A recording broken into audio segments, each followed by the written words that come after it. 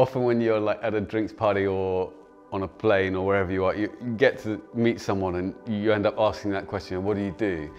And I try not to ask that question these days, because I think we kind of in our culture ascribe a lot of significance around the roles that people play. And I think I find a much more interesting question is, what's your passion? Because the word passion, your passion is what you're prepared to suffer for. So often you find out a lot about someone by finding out what their passion is, what they're prepared to suffer for.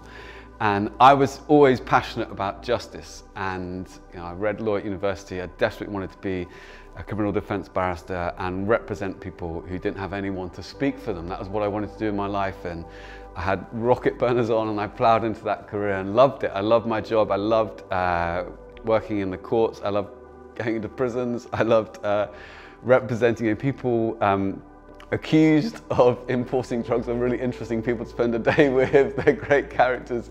I was really also, really keen to earn a lot of money, and so this job brought those two things together, two passions together.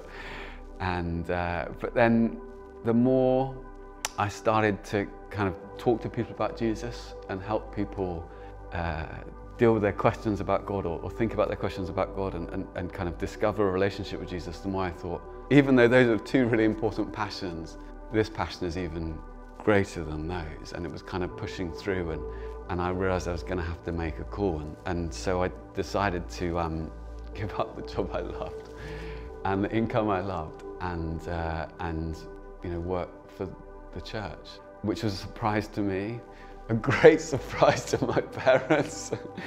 And the only person it wasn't a surprise to was my wife, because God had told her 6 or 7 years before when we were studying at university. So I thought I was being really clever. I hedged it for her. I thought, I don't want to lose my wife. She's married a barrister. She's used to a standard of living. And I said to her, look, I feel like I might feel some sort of call towards being a leader in the church, maybe as a vicar.